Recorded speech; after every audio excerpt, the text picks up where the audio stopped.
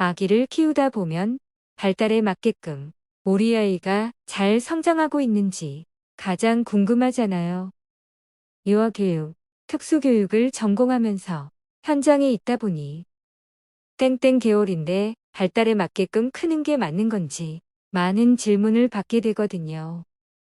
요즘 환경적인 부분으로 인해서 아기들이 정상 발달에 들지 못해 걱정하시는 분들이 많더라고요.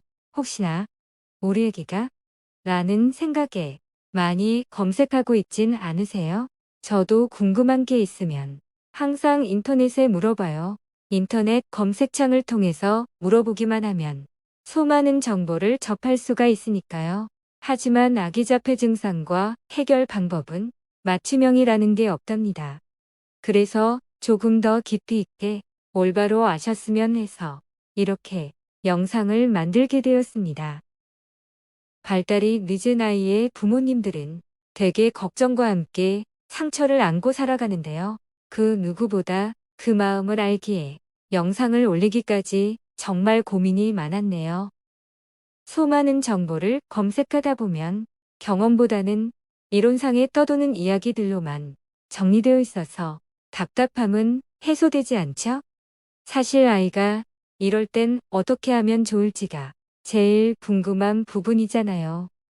그 궁금한 부분은 잠시 후 차차 알아보도록 하고 먼저 자폐의 개념을 정확하게 알고 넘어가 볼게요. 자폐란 1, 2세 무렵부터 나타나는 발달장애로 명확한 원인을 알 수 없으며 자기중심적인 행동을 하고 대인교섭이 이루어지지 못하는 특징이 있어요.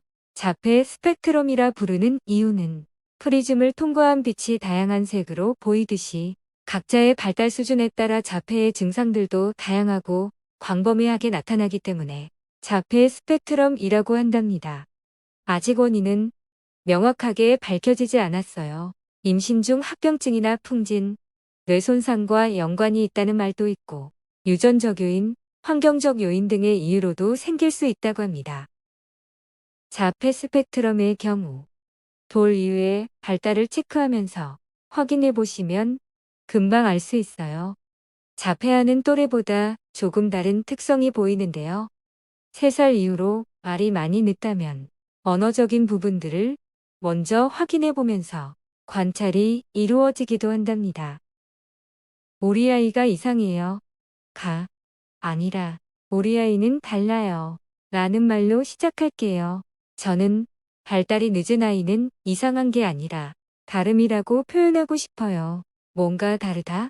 그러면 왜 다른지, 어떤 부분이 다른지를 알고 나서 빨리 원인을 찾고 해결하면 되는 거잖아요.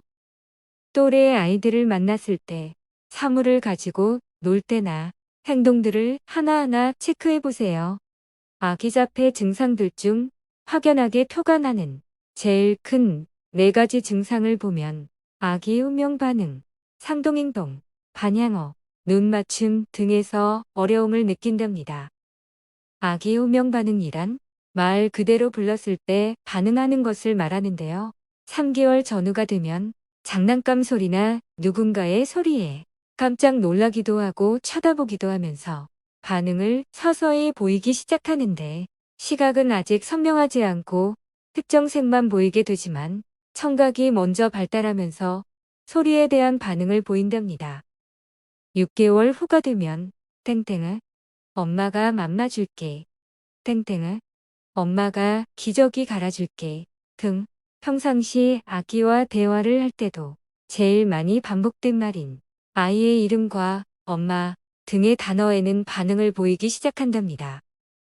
12개월이 되면 이름을 불렀을 때 반응이 꼭 나와야죠. 그러나 다름이 느껴지는 아이는 아기를 불렀을 때 돌아보지 않고 자기 하던 놀이에만 집중을 한답니다.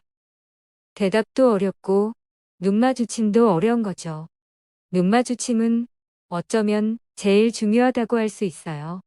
불렀을 때 봐야 하는데 보지 않고 사물을 보거나 다른 곳을 쳐다보거든요. 아예 돌아보지 않는 아이들도 있어요. 그런데 이건 자폐뿐만 아니라 ADHD 아이들이나 정서적인 부분에서도 안 되는 아이들이 있기 때문에 발달에서 눈맞춤은 기본으로 되어야 한다는 것과 아이를 관찰하는데 중요하구나를 알고 있으면 된답니다. 언어를 시작할 때는 모방 능력도 중요한데요. 다름이 느껴지는 아이의 경우 모방을 하지 않는 특성 때문에 언어 발달까지도 영향을 줄 수 있어요. 또 하나의 특징은 산동행동인데요. 딱 어떠한 행동이라고 특정하기는 매우 어렵답니다. 행동적인 부분을 따져본다면 반복된 행동을 하고 혼자 놀이에 익숙해져 타인과의 놀이 상황을 이해하지 못하기 때문에 규칙이 있는 게임들은 놀이로 연결이 어려워요. 대부분 놀이를 혼자서 하는 경우가 많고 놀이 상황에서 자동차를 일렬로 놓고 조금만 흐트러져도 다시금 바로 놓기도 하는 강박적인 행동을 하는 것도 포함된답니다. 다름이 있는 아이의 부모님들 중에는 우리 아이는 자동차만 가지고 놀아요. 자동차 이름도 다 외워요. 라고 암기 능력이 뛰어난 것을 자랑하시는 분도 있으세요. 하지만 암기를 잘하는 아이인지 반복된 상동행동의 일부인지는 꼭 알아보셨으면 좋겠어요. 또한 언어 발달이 늦어지는 것이 흔한데요. 다름이 느껴지는 아이는 내비게이션의 말을 따라하거나 상대방의 말을 따라하는 방향어를 한답니다. 방향어란 한 방향으로 말을 하는 것으로 잘 놀았어? 라고 물으면 대부분의 아이들은 네 또는 아니요 라고 물음에 맞는 답을 하죠. 하지만 다름이 있는 아이들의 경우 잘 놀았어? 라고 물으면 잘 놀았어? 라고 똑같은 말을 반복한답니다.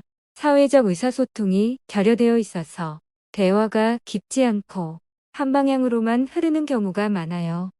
실제로 12개월까지 옹알이 의사표현, 행동이 없이 괴상한 소리를 지르거나 16개월 될 때까지 단어를 말하지 못하고 24개월이 되어도 두 단어 이상의 말을 하지 못하는 언어 지연을 보인다면 자폐 스펙트럼을 의심해 볼 수 있어요. 참고로 자폐 스펙트럼으로 진단을 받은 아기의 언어가 만 48개월 이전에 트인 경우라면 예후가 좋은 편이에요. 자폐아는 보통 한 가지 놀이나 한 가지 행동을 하기 때문에 조기 치료를 위한 교육으로 다양한 놀이를 할 수 있는 환경을 만들어주면서 놀이 자체를 풍성하게 해주면 자극으로 연결되기 때문에 도움이 된답니다.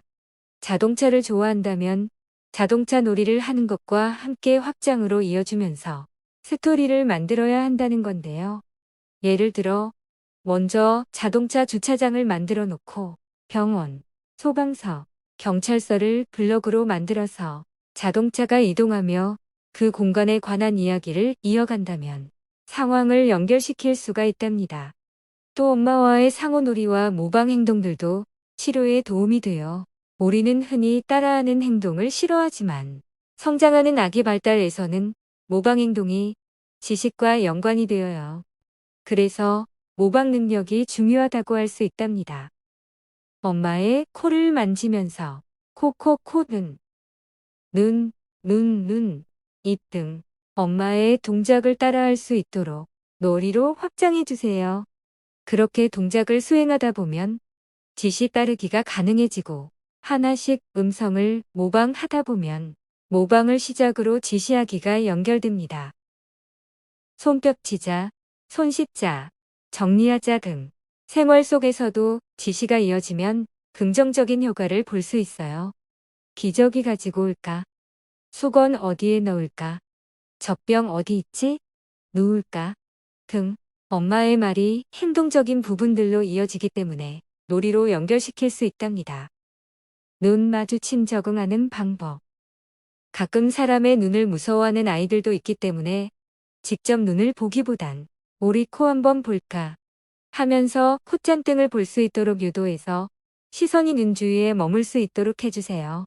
그리고 끈이 있는 장난감을 들고 천천히 흔들면 장난감을 따라서 아이의 시선이 따라가는지 얼만큼 오래 집중할 수 있는지를 체크하면서 시간을 점차 늘려주세요. 우리 아이가 자폐아인지 눈맞춤으로 가장 빠르고 편하게 판단할 수 있기 때문에 자기 이름을 부르면 쳐다보는지, 엄마, 아빠가 불렀을 때 바로 쳐다보고 있는지 등을 먼저 체크해 주세요. 말을 하기 이전의 발달 행동을 하나씩 체크하면서 언어 표현을 자세히 관찰하다 보면 아기 자폐 증상이 맞는지 아닌지 비교가 되실 거예요. 간혹 지적장애와 자폐 스펙트럼 장애가 혼동될 수도 있어요. 어릴 때 이 두 가지의 경계에서 병원 진단을 받고 싶어서 1년 넘게 대기하기도 하시더라고요. 현장에서 경험해 보면 지적장애와 자폐는 확실한 차이가 있어요. 단순하게 어떻게 놀아야 하는지 몰라 한 가지만 가지고 노는 아이들도 있거든요. 그럴 때는 다양한 교구를 접해주고 상황을 바꿔나갈 수 있도록 해주면 자연스럽게 다양한 놀이로 바뀌더라고요. 어떤 아이는 상담실에만 들어오면 불을 껐다 켰다 반복하는데요. 그것도 반복된 행동으로 자폐 스펙트럼 아이들이 많이 보이는 행동 중 하나라고 하죠. 시각적인 자극을 추구하길래 만지면 불이 들어오는 조명등이나 누르면 뭔가 변화가 있는 장난감을 활용해 봤더니 그 다음부터는 불을 끄는 행동이 없어지면서 제가 자극을 준 장난감으로 변화가 일어나더라고요. 행동 하나만으로 아이를 판단하지 않고 전체적인 행동들을 보고 대처하시면 좋겠다는 생각이 들어요. 다름을 겪고 있지만 분명 우리 아이만의 잠재력이 있을 거예요. 그 잠재력을 키울 수 있도록 도와주세요. 자폐 스펙트럼은 엄마 때문이 아니에요. 문제 행동이 발견되었다면 다름을 인정하고 전문의와 상담 후 조기에 치료하는 게 제일 중요하답니다. 세상의 모든 아이와 엄마가 행복한 세상이 오길 바라며 오늘도 영상 시청해 주셔서 감사합니다.